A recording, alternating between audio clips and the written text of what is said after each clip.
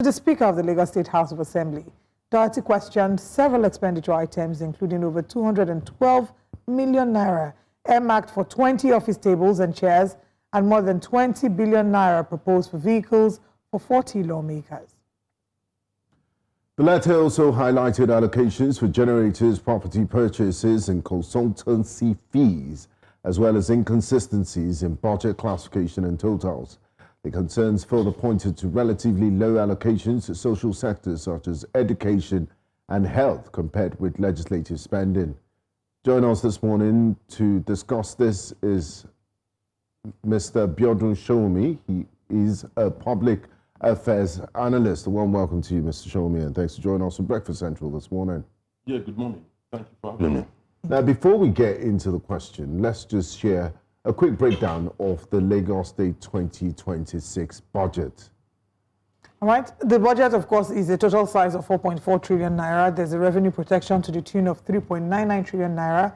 There's a deficit of about 243 billion naira to be financed through borrowing.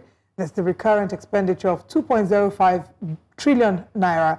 And then that includes salaries, overheads, debt servicing and repayments. And then there is capital expenditure to the tune of 2.18 trillion naira, which covers infrastructure and development projects. Now, concerns have been raised about inconsistencies in, our budget. And let's speak first about what this tells you. First, does this come as a surprise? But because it feels like every other cycle, we always hear about this. Funso Doherty himself, this is not the first time that he's checking budget allocation for Lagos State. So what does this say about level of transparency and accountability? Well, in the first instance, I would say that we've not changed from the way we've been doing things. We've always been having problems over this for over a long period of time. In the first instance, what we simply do is we take last year's budget and add new things to it or increase the spending. And it's exactly what our legislators have also been doing, both at the national and state level over the years. Now, you find yourself in a situation where even when you price a vehicle and say, look, even at the cost of 150 billion naira, a million naira, for an SUV, I mean, how much will it cost for 40? So these are common issues that should be picked up. And it's up to the the Lagos State House of Assembly to actually look into this and then make sure that it's streamlined. You can have a proposal. It does not mean it's the actual. It's what is actually appropriated for. That matters. But the fact of the problem is we need to change the way we're doing our budgets one way or the other so that we continue to avoid embarrassment. Nobody should tell me that for 40 lawmakers, even if you say an SUV is 200 million naira, you will arrive at 20 billion. Of course, it's not possible. So that tells you straight away that they know people will see this because this is something that will be in the public. But it's about the way and manner we've been doing our budget to start with. That does not mean that the funds will be released for it, or you will have enough funds, to actually fund what has been appropriated for. We already know there's a problem with funding in our country. It depends on, the income from oil sector, which is again allocated, and non-oil export, which we then share at the federal level. So a lot of it depends on that. So we know, and that can fluctuate one way or the other. But the fact of the matter is we should not be having this situation to start with. I mean, and that's what has led to a lot of tongues wagging, and people are questioning why there's lower allocations to social services like education and health, and then you have the State House of Assembly, their vehicles, their furniture, their overheads is more than what you've budgeted for health. That means 40 Lagos legislators will have more allocated to them budgetary than than a population of 20 million people, which they find absurd. How do we begin? How do the people begin to question, or what remedies are available to them to check this anomalies? If you look at the level of health spending, for me, that should increase significantly. There's no reason why Lagos State, for instance, should be spending less than 16 to 18% of its budget on health, given the population, one. Number two, we also know that migration to Lagos is always on the increase. So therefore, you may end up having more people to cater for than what has been budgeted for. And there should be no explanation, for why 40 lawmakers, when you combine the cost of their vehicle with the tables and chairs, should be getting more than the entire population in the state. And I think these are anomalies that must be corrected one way or the other. For me, it's a wishful thinking. It cannot work in that way. We have the Mercy Children Hospital being constructed, almost nearing completion in Lagos Island and around Sura. So that's a major priority, and I can imagine how much you need to complete that project, and then which is for children. I doubt whether it will not consume half of the money budgeted for health. So it's a matter of concern that we're still doing things the same way we used to do it. The idea that legislators can also, have some influence over different ministries' allocation. I'm trying to be very careful and mind my words. The idea that consultancy projects can be executed under different ministries' heading, when in reality it has nothing to do with that heading. For instance, I know a place where the Ministry of Health, not in Lagos, actually constructed a road.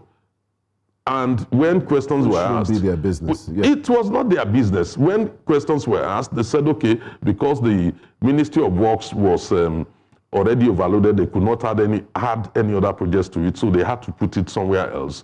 But an engineer from the Ministry of Works will be the one to supervise it. This should not be happening. For me, it shows lack of transparency in our budgeting process. If we are budgeting for roads, it should be under the Ministry of Works. At best, Ministry of Transport. You cannot be asking or hiding that or putting that under Ministry of Health to start with. So there are a lot of things wrong with the way we are taking budget. And as far as I see it, I don't think we are placing enough emphasis on budget transparency. And that leads to a lot of questions being asked. It does not matter whether that money will be released at the end of the day or not. The issue is, how will the public perceive this? That matters a lot. So does that communicate that there's a certain level of nonchalance that is being presented by these lawmakers? Because you know that the public is going to see this. Or what's the you worst know they that can do? exactly the situation of do your worst. Oh, no, I don't think it's about do your worst. We've had major problems in this country. We remember the NSAS, the 2012 fuel subsidy protest. So I don't think it's about that. I think it's just about that's the way we've been doing it. We'll continue to do it. Well, insanity, they say, is doing the same thing over and over again and expecting a different result. We'll come back to continue talking about Lagos State budget after this break.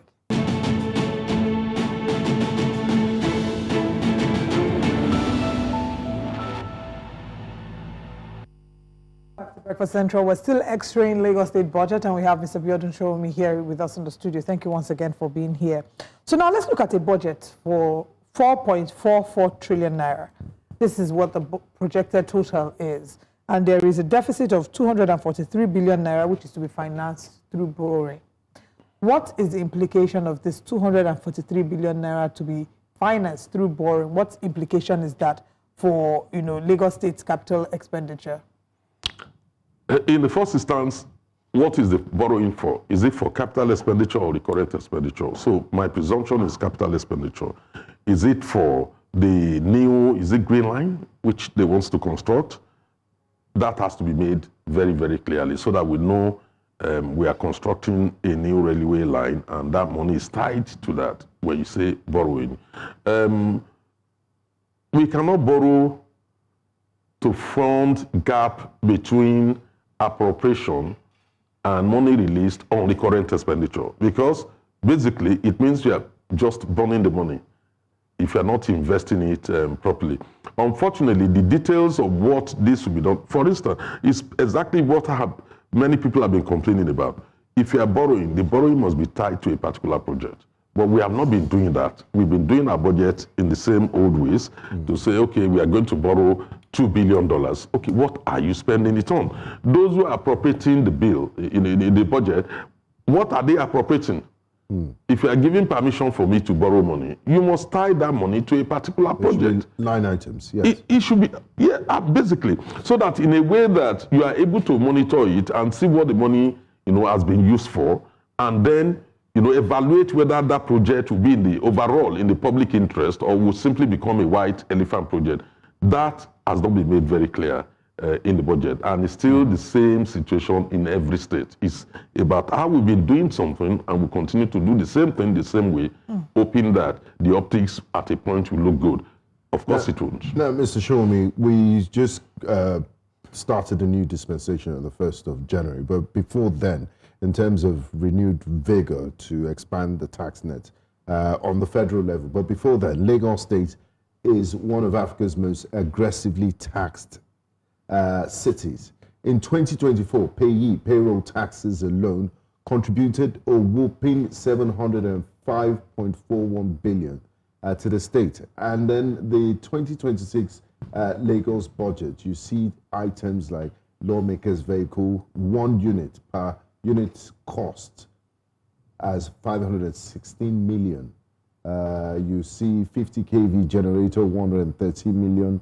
Office chair and table per office, 10.5 million. I'm sure you run a business. How often do these things need to be changed? Do furnitures have expiry dates or cars? Because Nigerians are wondering. I mean, if you're going to tax me, then you give me renewed impetus to question and ask these very important questions, because these are the things you're using my money for. You're not using it for affordable housing, into safety nets, crime prevention, or healthcare access. You're using it to for luxury vehicles and bespoke furniture.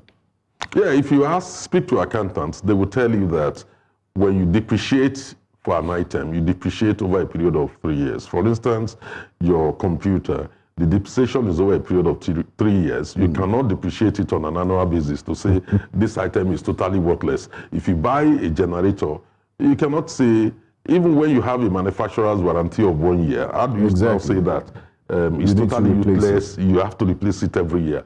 And a lot of it are not being replaced. It's just about where money are allocated, about the way we've been doing things. Just they'll bring the same budget. And I'll blame a lot of it on the civil servants, because it's exactly, they will be the one to prepare it. It's not the governor that will prepare it. They'll just do the same thing, give it to the governor. The governor will now send it to the State House of Assembly. We've not been doing our budgets appropriately.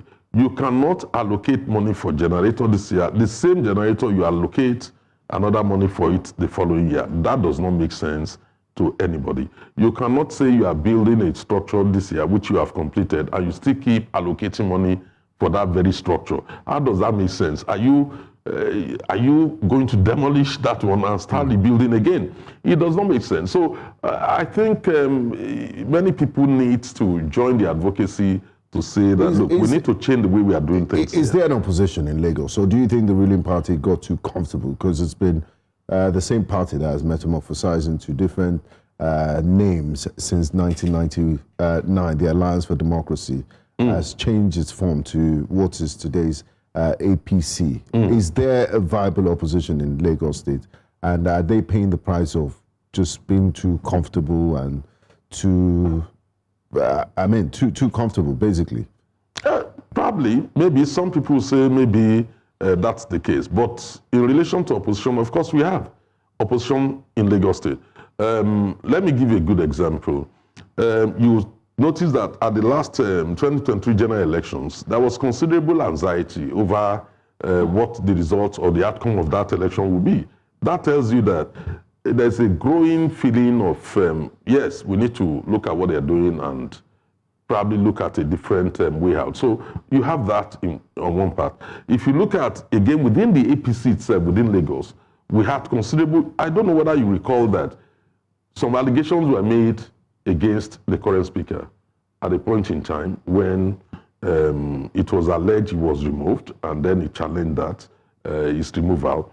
That tells you, even within the APC itself, there are people asking questions. For me, when you look at politicians, it's not about which political party is in power or not. Because of the way we have evolved, lack of ideology has forced us into a situation where you can sleep in APC in the morning, wake up in PDP in the afternoon, and go into Labour Party 9 months later. So that's exactly the situation in Nigeria. So there's no difference. Go and ask. That was a good one. I just got it. Yeah, go and ask yourself, who are the people in ADC, for instance? If you say ADC is a platform to replace ex-APC. Those who are in Lagos, is it that they are ex-APC member? Is it that, if you say Atiku was a former vice president under PDP, mention El-Rufai, he was a minister with PDP, government. Who else? Mention anybody. You see, they are all David Mark. David Mark was a Senate president under the PDP, and they have merged with some other people who are from APC. So what is going to change? You're talking about the political elite, those who are professional politicians who have always been in one form of government or the other since the advent of this democracy. But that doesn't define the whole Nigerian political structure or everybody, or it doesn't give us a sense of hopelessness. Is there hope for a third force, perhaps, people that have not been politically exposed, that just don't want anything to do with the old guard or the new guard and just want genuine change? Because you look at Nigerians, they're the most brilliant people in the world. Every year there's a new family that is getting admission into Oxford, Cambridge. They're top performers in terms of migrant groups in America, in the United Kingdom, everywhere. And then you look at our country, and which is a huge contradiction. So it's about time we need those type of Nigerians in governance. So is there any hope for them that, we might have a new crop or generation of politicians that really, that are not part of this institution of professional politicians that might bring about change? Yes, there's hope. I'll tell you why there's hope. Currently, we have even very young elements, involved at the level of House of Assembly or in governance, even at the federal level. We have actors, we have had people who have excelled in different industries, also involved. At the same time, we also have people who are professional politicians. I do not want to give them a separate label so that I'm not accused of libeling. They are professional politicians. All their life, what they do is politics. And that's where they have distinguished themselves, not in any profession or the other, to contribute meaningfully towards the economy. But when you look at the population of Nigeria, we have 60%, allegedly, because there are no data, census data to prove it, but many people believe that 60% of our population are youths. And when you're saying youths, you're saying people under 30. And therefore, they're in a position to influence the course of events in our country. And that is where there's hope. And I remember at a point in time at the last election, I think the president made mention of it during the campaign and said, we know you are the majority, but look at our program, our policies, and then decide what to do. And again, when you take it on balance, you begin to see that we also have problems, because many countries are also concerned about our youths. While we have the vast majority of Nigerians who are hardworking, excelling in industries, we also have a section of our youths who are deemed, to create problems in different countries, involved in social vices one way or the other. So it's twin. You cannot have the best and not have some of the old taste. But as far as I know, if you look at the population of the youths in Nigeria today, they're in a position to change the direction of the country. They're in a position to even take over the leadership, and then develop the country. The problem we have is that the youths themselves are even divided. Unfortunately, the sense we get from the youths is there's a sense of frustration, discouragement, yes, frustration, and hopelessness. That's the sense that we get. And even in times when they try to exercise the right to kick against the status quo, maybe exercise their right to protest, they're being held back. We don't see a lot of them wanting to participate in political activities as much, because it feels like the same things are going to happen, the same people are in power. The leaders of yesterday that said we are the leaders of tomorrow are still the ones in power. And maybe when our children will come, those ones will still be in power, these same leaders from yesterday. So how would you say, or how would you encourage everyday Nigerian citizens to be able to get in the process we need Nigerians to be able to demand accountability. Exactly, demand accountability. We're not going to be paying tax, and then you will pass frivolous budgets. But we still have heaps of refuse on a city that claims to be the center of excellence on major roads. Yeah. So what would you say to citizens to encourage them to be more interested in the process? I would, in the first instance, you will notice that the reason why the youths are getting frustrated is simply because they're engaging with the system. In the past, the youths don't engage with the system. You want to go and vote, they are busy playing football, focus on one thing or the other. But now that they are practically engaging with the voting process, they are beginning to ask questions.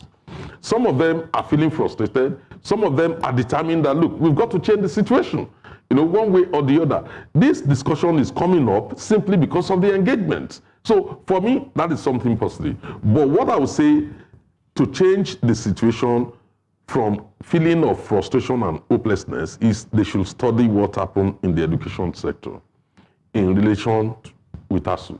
People used to tell us that the reward for teachers is in heaven. We now have a situation, teachers are saying our reward is on earth, not in heaven any longer.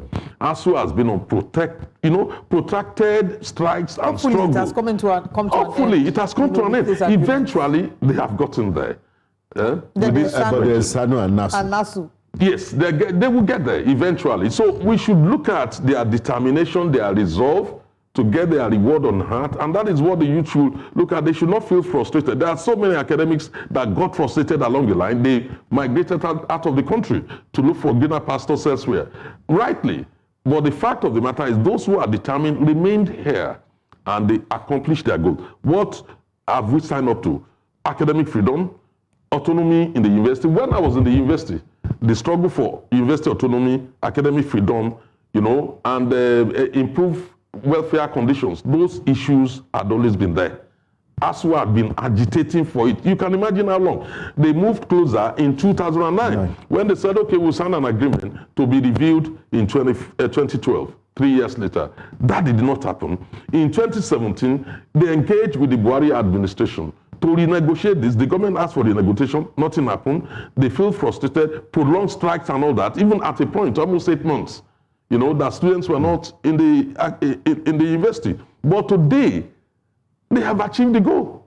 ASU have effectively achieved that. And one hope that NASU will also benefit from that process. So for me, the youth should not feel frustrated. You just keep engaging with the system. Eventually, there's no better way, to effect change other than through a democratic system. Well, we cannot be advocating for military rule in any form because it's not the best form of governance. Felix Okechukwu says this is where leadership comes in. Why can't the governor ask questions? If the civil service presents same nonsense budget, why can't he, the governor, question it?